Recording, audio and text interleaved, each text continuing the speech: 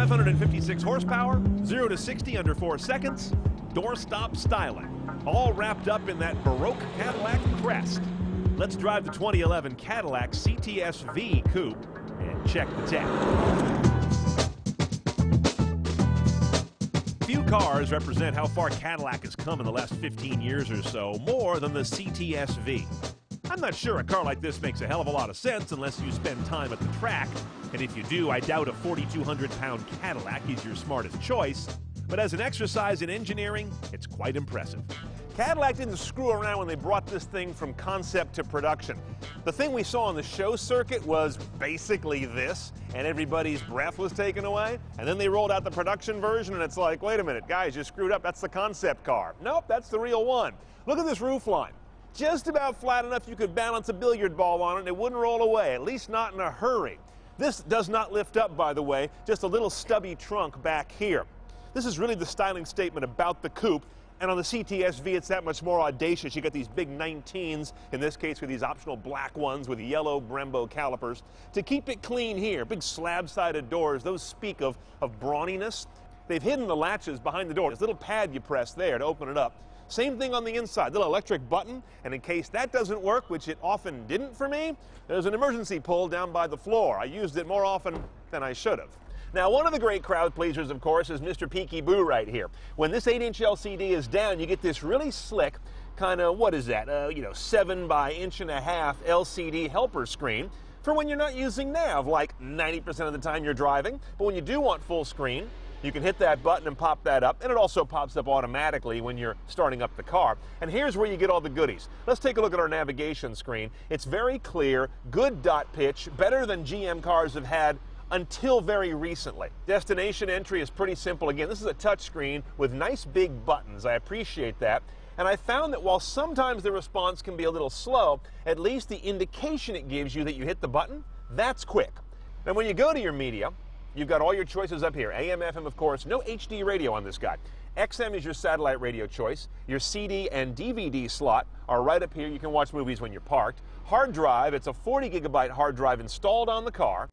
And you can also store radio in a sense. Just hit the pause play button and start caching a broadcast for up to 60 minutes, either AM, FM, or XM. And because you've got a hard drive, you can record your CD to it. And under aux, you've got access to all the stuff here in the glove box. Let's see, we've got a USB and an aux jack there with a special double pigtail connector that lets me hook up an iPod or iOS device.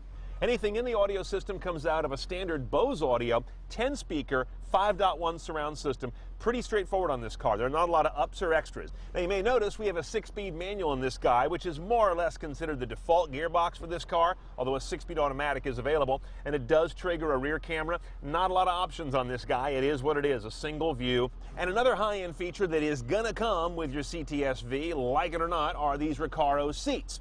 They go from being too skinny for anything but a lemur to sit in to just barely wide enough for a human who doesn't eat too many donuts to sit in. They're real skinny.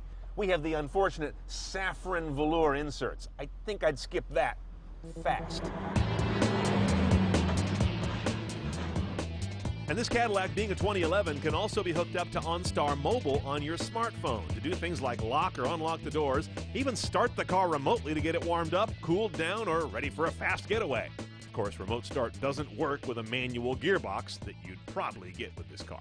Now, of course, if you buy a CTS-V without being obsessive about what's under this panel, you're a fool, because this car is all about its engine. A 6.2-liter V8 is bad enough, but to add a supercharger, you've got a wicked motor here.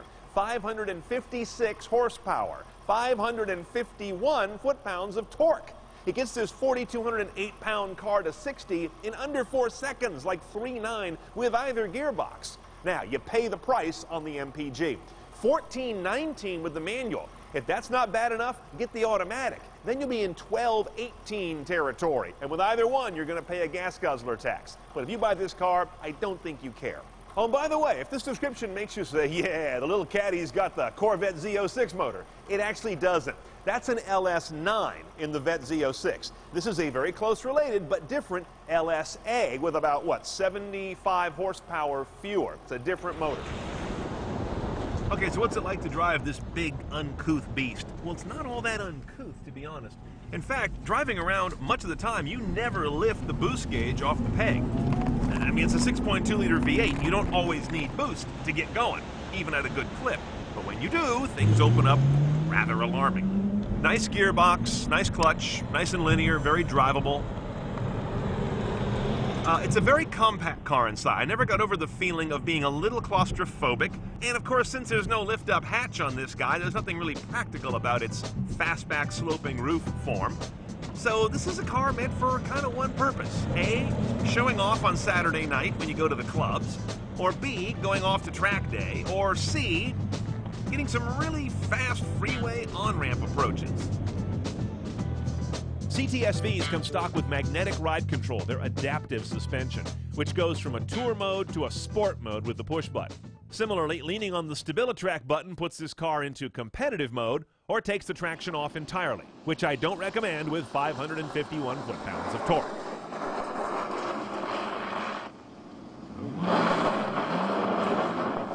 Okay, let's price this little flying doorstop of a demon. $64,300 for a CTS-V Coupe.